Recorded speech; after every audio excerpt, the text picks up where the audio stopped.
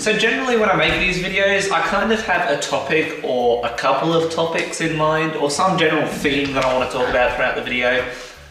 Today I thought I'd just wing it, because I'm just a bit bored and I kind of wanted to make a video. So basically what I'm trying to say is that I'm not entirely sure what will come out of my mouth in the next 3 to 4 minutes.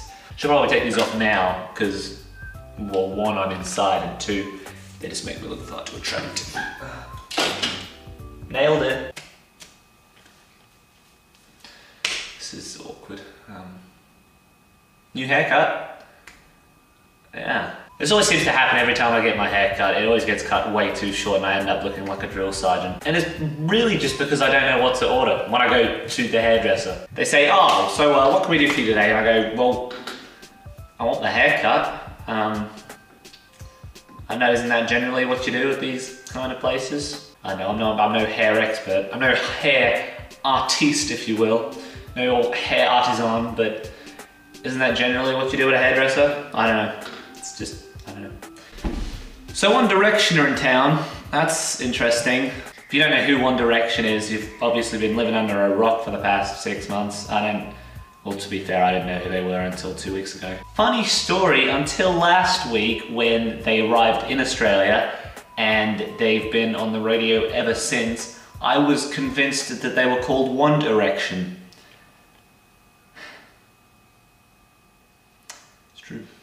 You know, now that I think about it, I think that's actually a better band name for them. Or at least a good title for a Harry Potter fanfic. So if any of you actually know me personally, you'll know that I'm quite a huge fan of the Facebook check-ins. I love telling people where I am. I like showing off what I do. I like broadcasting myself, if you will.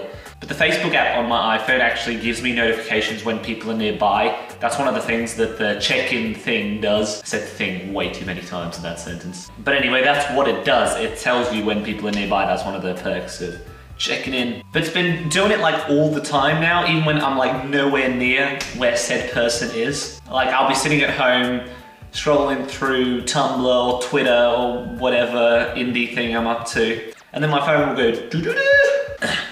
That's actually the sound that it makes. It'll say, Joe Blogs is at the Bavarian Beer Cafe in Queen Street, and I'll be like, fantastic. Good for Joe. But the thing is, I'm nowhere near the Bavarian Beer Cafe. And I'm starting to get the idea that my iPhone's telling me to get a life. It's like, Joe Blogs is at the Bavarian Beer Cafe with friends, having a good time. What are you doing? You're at home, on the internet, by yourself.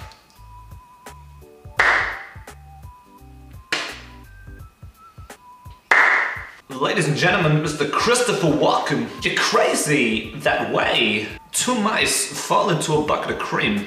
Your great-grandfather hid this watch up his ass. Christopher Walken, everybody. See, the thing about Michael Caine is in the 60s and 70s, Michael Caine used to talk up here like this. But over the years, all the brandy and all the cigars brought his voice down several octaves. So now, Michael Caine in the Batman films and in Harry Brown talks down here like this, and he can't talk very fast because Michael Caine talks very, very slowly. And you've got to do the thing when he gets very emotional and his voice starts to break down a bit. She was only 15 years old. She was only 15 years old. You only meant to blow the bloody jaws off! That's Michael Caine. That is Sir Michael Caine. So as you know, I'm studying film, and my latest assignment was to write a script, and I absolutely had a fantastic time to... There was something outside. I had to, you know, Australia, snakes and bears. You've got to be on the lookout. Oh, it's just a dragonfly. It's just a... That's pretty big. Anyway, for my last assignment, I wrote a TV pilot for a show called Muso. So in case you're wondering, I'm wearing my basketball gear because I actually have basketball next, like, should probably be gone by now, but I love you guys too much and I wanted to talk to you about my script, so you better enjoy it.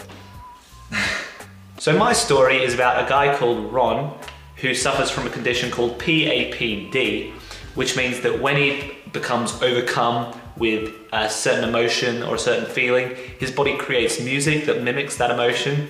And so basically he has his own theme music, but only at certain times, only when it's a very strong emotion. It's pretty cool. So we start off with scene 1, interior, Dr. J. Williams' office. I should probably point out now that all the characters in my script are named after famous film and TV composers. For example, our main character is named Ron Grainer, which is also the name of the person who came up with the Doctor Who theme song.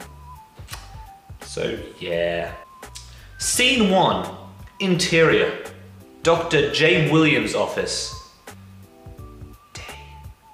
And that's where we're going to end it. I just gave you a little teaser there. I gave you a little teaser to get you hooked, and now you'll have to come back. If you'd like to hear the rest of it, please like, comment, subscribe, and also write me a 2,000-word essay onto why I should read out the rest of it.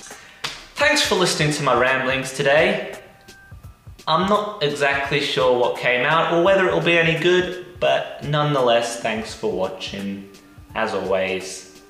And, yeah. Bye.